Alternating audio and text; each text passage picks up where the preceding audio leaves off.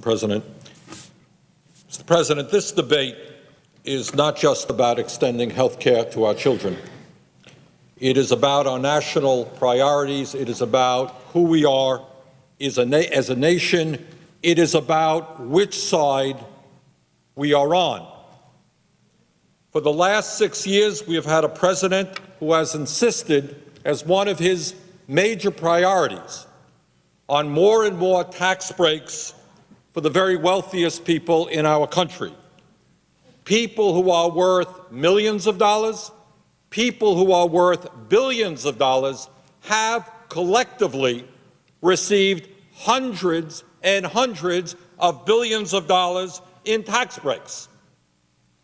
But when it comes to those people most in need, those people who are most vulnerable, including the children of our country, the kids who are 2 or 3 years of age who have health care needs, this president, tragically and embarrassingly, has just not been there. If you are wealthy and powerful, he's there.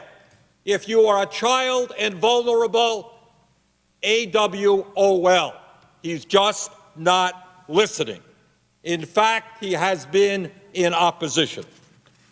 Mr. President, it is no secret to the American people that our current health care system is disintegrating.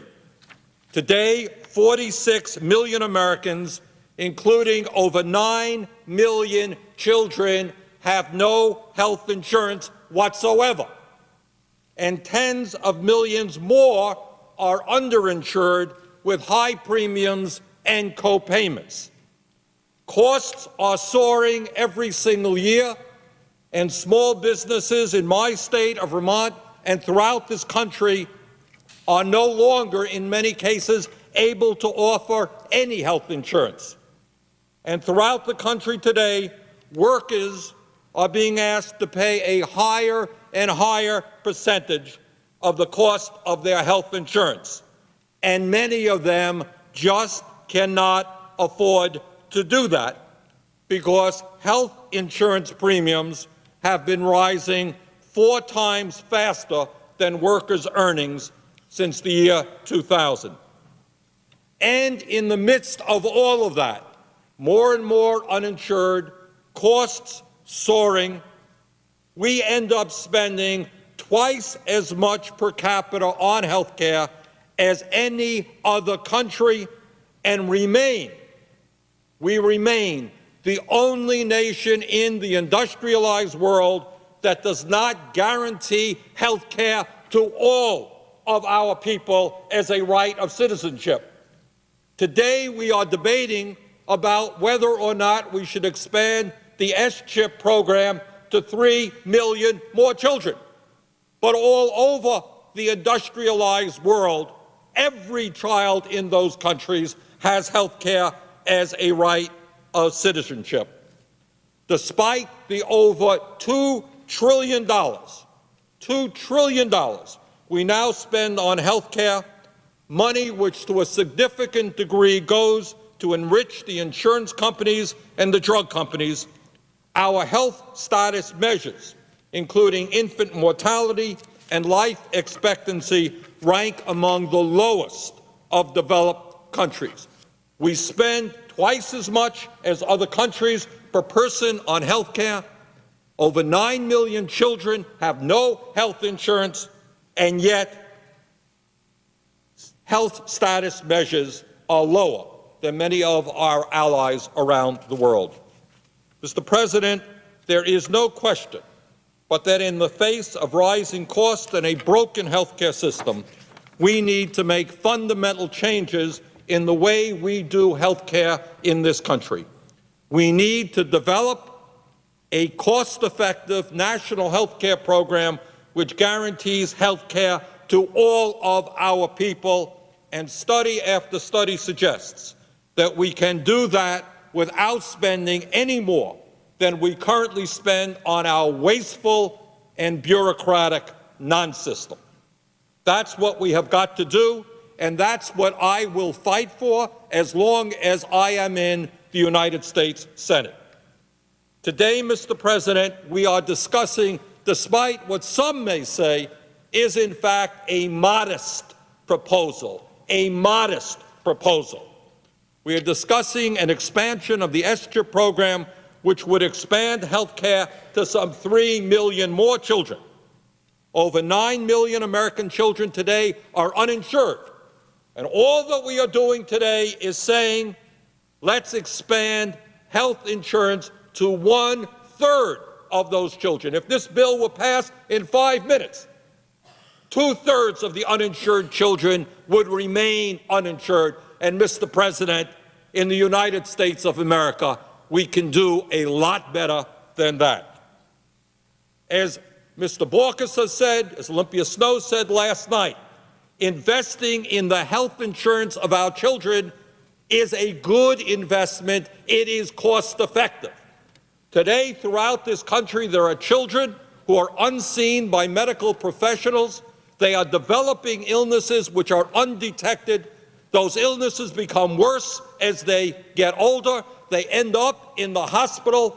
They cost significant sums of money to treat these young people as they age in hospitals, when we could have eased their suffering and saved money by getting to their illnesses when they were young, if they had the opportunity to see a doctor. And as Chairman Borkus also mentioned, there is the issue of dental care in this country. In my own state of Vermont and throughout this country, there are millions and millions of young people who simply cannot gain access to a dentist, who have teeth rotting in their mouths in the United States of America in the year 2007, and that is not acceptable to me, and I hope it is not acceptable to my colleagues here in the Senate. Mr. President, given this sorry state of affairs regarding health care in this country in general and the needs of our kids in particular, I find it ironic that we are having any debate about how increasing health insurance coverage for children under the S-chip program.